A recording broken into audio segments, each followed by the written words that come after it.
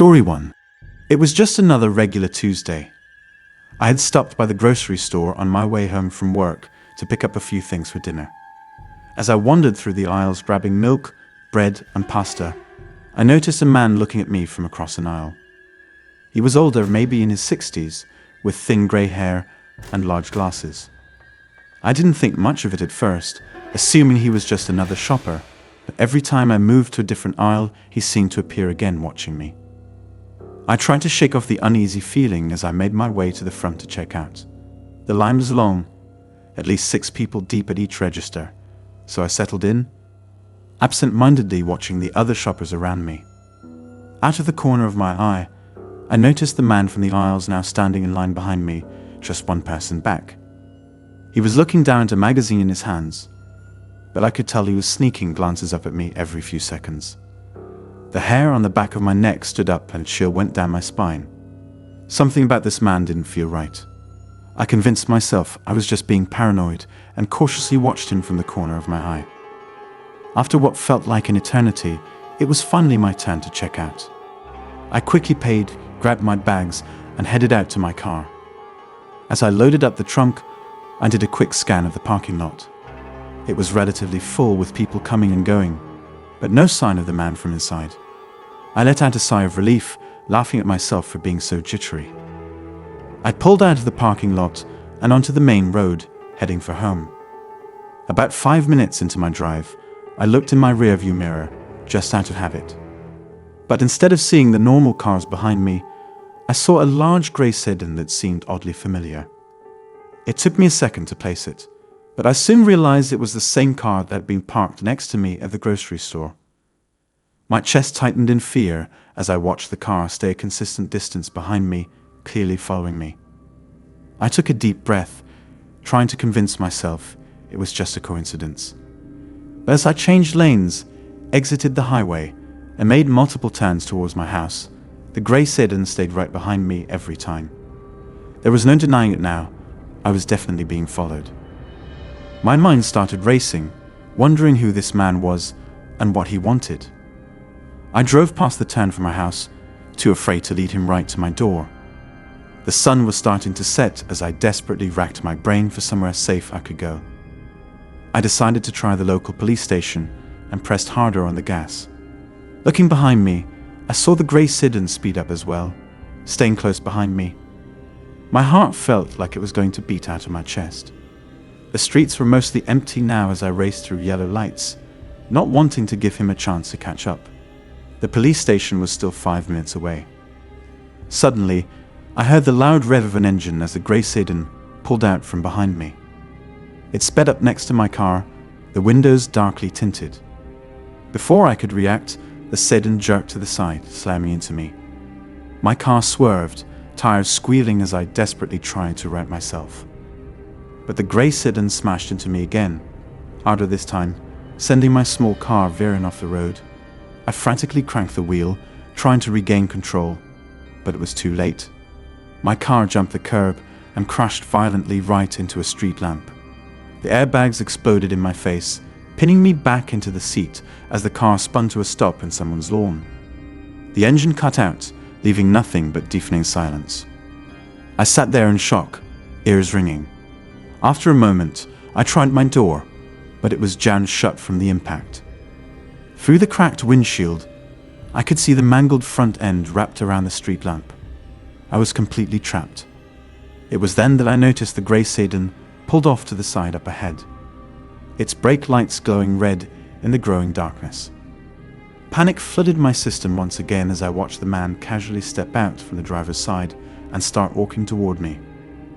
I frantically tried kicking at my door, but barely budged, the frame bent and jammed in place. I looked around for anything I could use to defend myself, but my purse had flown to the backseat during the crash. I was utterly defenseless. The man approached my car, his face eerily calm. I cowered back into my seat, willing myself to wake up from this nightmare. But I knew there was no escaping this. He was only steps away now, his hand reaching for something in his pocket. As he pulled it out, I saw the glint of a large hunting knife, the setting sun reflecting off the sharp steel blade. I opened my mouth to scream, but no sound came out. I watched helplessly as he came around to the passenger side, my door the only one not damaged from the wreck. I silently prayed someone would see what was happening and call the police, but the street stayed empty, everyone else safe in their homes, or this monster stalked toward me. I clenched my eyes shut as he wrenched open the door, waiting for the knife to pierce my skin. But instead, I felt him grab my arm, roughly dragging me from the car. I collapsed onto the sidewalk, my legs like jelly.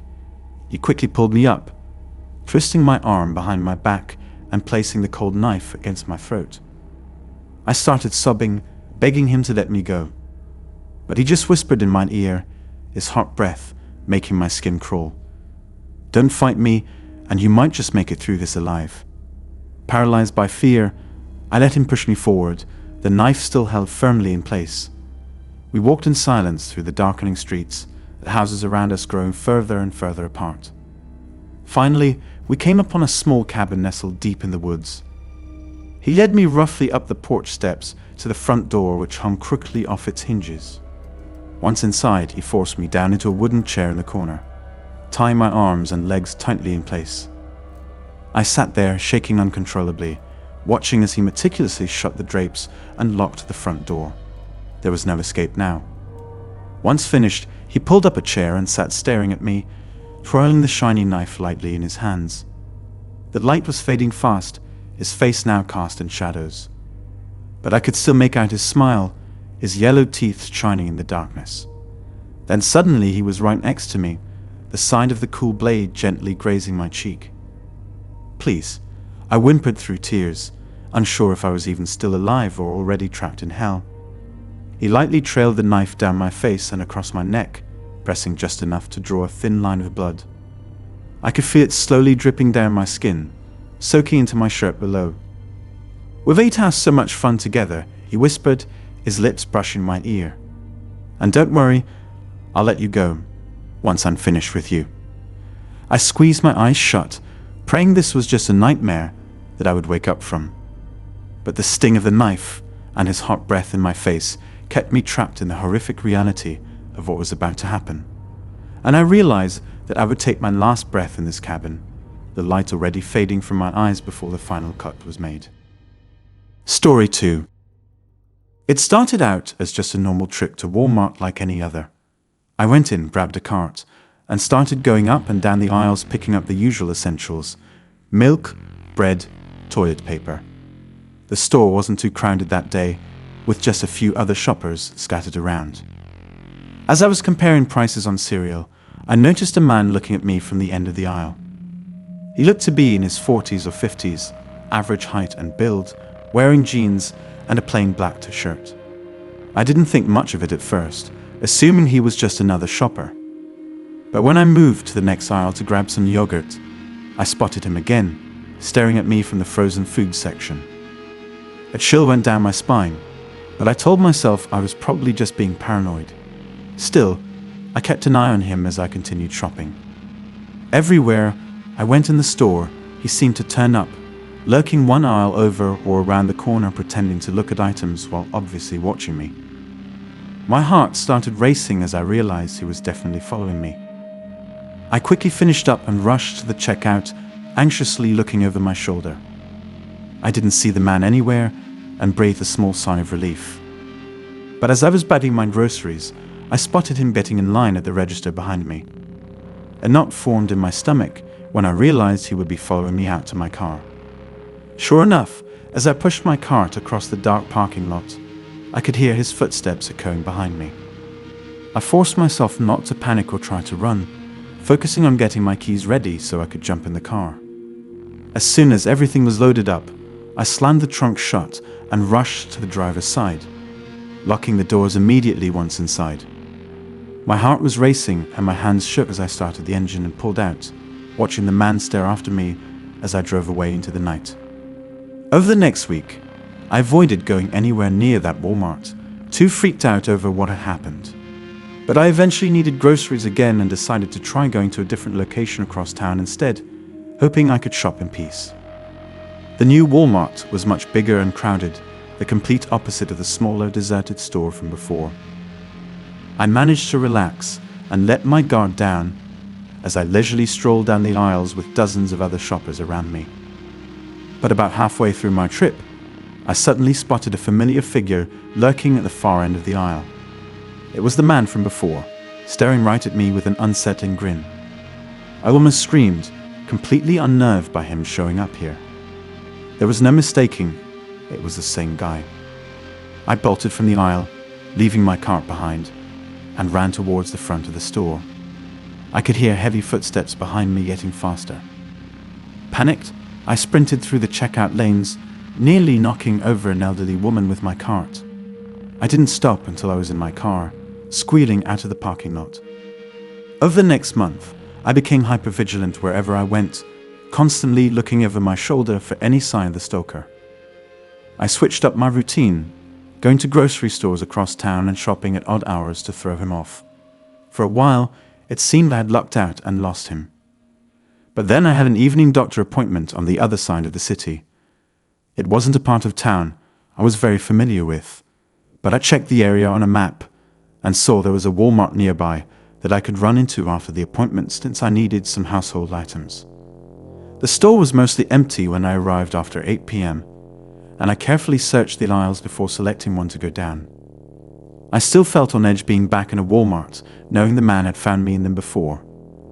But an employee restocking a shelf reassured me I was safe. I only needed a few things, so I grabbed them quickly. But as I neared the front of the store, the lights suddenly went out, plunging everything into darkness. People around me screamed, and I had items crashing to the floor somewhere behind me as shoppers fumbled blindly around. I stood frozen in place, straining my eyes and waiting for the backup lights to kick on. But the store remained eerily dark, a mere faint glow coming from a few dim exit signs sprinkled throughout. Uneasy, I felt my way along a checkout lane towards the front doors so I could get out of there. Just as I was pushing through the exit into the cool night air, a hand reached out from the darkness behind me, grabbing my shoulder. I spun around with a shriek to find the stalker looming over me, his face inches from mine. Before I could react, he snatched my wrists in an iron grip and dragged me back inside the dark store as I kicked and screamed for help. But my cries were drowned out by the commotion around us as people stumbled through the blackness looking for a way out. No one noticed as the man pulled me down an abandoned aisle, his hand covering my mouth to stifle my pleas. At the end of the aisle, he forced me through a side door into a back storage room. I dug my heels in, desperately trying to break free from his clutches, but he was too strong. Once inside the small windowless room, he slammed the door shut, and I heard the definitive click of it locking. Blind in the pitch black, I cowered against the wall sobbing, begging him not to hurt me. The stalker said nothing as I felt him crouch down in front of me. There was a snap and a small flame burst to life from a lighter in his hand. He held it up between us, illuminating his face, still grinning that unsettling grin. I stared into the eyes of the monster who had tormented me for weeks and knew these were now my final moments. As he reached towards the shelves lining the walls, I sobbed harder, bracing for whatever weapon he was about to torture me with. But then his hand returned holding just a birthday candle and a cupcake with pink frosting. Confused, I watched through tears as he stuck the candle in the cupcake and lit it with a lighter, singing happy birthday softly. As he finished the song, the lights suddenly flashed back on, and he held the cupcake out towards me saying, "Make a wish, sis." I sat there stunned until realization washed over me. My brother had planned this entire elaborate prank, sneakily following me to different stores to set up the final act. That was why the Walmart employee I asked for help was in on it and conveniently disappeared right before the blackout. As terrified as I had been and how much I wanted to kill my brother in that moment, part of me was impressed by the lengths he went to scare me. But I made him pay for the years of therapy I needed after almost dying from fright. In the end, it became our family's most legendary birthday story. Story 3. When I first got a job working overnight stocking shelves at Walmart, I was a little apprehensive about the late hours, but figured it was an easy enough gig. For the most part, my shifts were pretty uneventful. I'd put on my headphones and unpack boxes of merchandise onto the shelves, mostly working by myself. The store was dead quiet at night, with just a skeleton crew restocking. About 3 weeks into the job, I was busy organizing soup cans when I heard a loud crash from a few miles over. I paused my music and stood still, listening closely but hearing nothing else. Probably just some boxes falling over, I thought.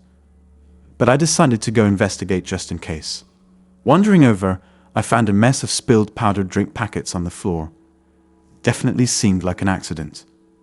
As I was cleaning it up, I noticed movement out of the corner of my eye. I turned to see a man at the end of the aisle quickly dart behind the shelves. My spine prickled with unease. I hadn't seen any other employees nearby. "Hello?" I called out hesitantly. No response. I shook my head, laughing at myself for being paranoid over nothing. But I rushed through restocking the rest of my aisle before heading back up front. Over the next few nights, small strange happenings continued. I'd hear footsteps running past me in an empty aisle. Or I'd see a shadowy figure lurking at the end of a row who would then disappear. My coworkers claimed they hadn't seen anyone when I asked. I tried to convince myself it was just my mind playing tricks on me. But then around 2 a.m. one night, while standing on a ladder organizing top shelves, I felt someone firmly grab my leg. I yelped, nearly falling off the ladder, and looked down to see a man grinning up at me. He had a wild, glazed look in his eyes and let out an unsettling laugh before taking off down the aisle. I scrambled down, my heart racing, and yelled for my manager. But by the time we returned to search the store, there was no trace of the man. The security cameras surprisingly revealed nothing either. At that point, I was done working overnight. I switched to dayside stocking. Unfortunately, that didn't stop the creepy occurrences. One afternoon, the store suddenly went dark. I assumed it was just a power outage until I noticed the sunlight still coming through the front windows. It seemed the lights had been turned off intentionally. Customers yelled in confusion and alarms started blaring. As I blindly felt my way towards an exit, someone grabbed me from behind. I fought against their grip, but they were too strong. They dragged me backwards through the dark before shoving me into what I discovered was a supply closet once the lights flickered back on. I screamed for help, banging on the locked door. Eventually, a coworker found me, shaken up but unharmed. The police swept the store but found no intruder. At that point, I decided no minimum wage was worth this and quit. But to my dismay, the stalking and harassment followed me to my new job. I got hired doing inventory at a clothing store in the mall. A week in, I was scanning items in the stockroom when the door suddenly slammed shut and the lights cut out. I fumbled for my phone to use its flashlight, but it was knocked from my hands. Heavy footsteps approached in the dark before a figure grabbed me. I cried and pleaded, but they dragged me across the room. A cloth was tied around my eyes while my hands were bound behind my back. I was thrown into a hard metal chair, my ankles also tied down. A menacing voice whispered that if I kept quiet and did as they asked, I'd make it through this alive. They forced me to call my former Walmart manager and threatened to come shoot up the store if I wasn't rehired. I didn't have a choice but to comply through tears. Once the horrifying call was made, I was untied and the blindfold removed. As my eyes adjusted, I saw my stalker grinning down at me next to a birthday cake with lit candles. It turned out to be an elaborate prank by old high school friends who knew I'd gotten a job at the mall. In retrospect, I was able to laugh about their dedication to scaring me half to death across multiple jobs. But I'll admit I had trouble fully trusting coworkers or being alone in stockrooms for a very long time after. At least the creepy Walmart midnight intruder ended up being imaginary after all.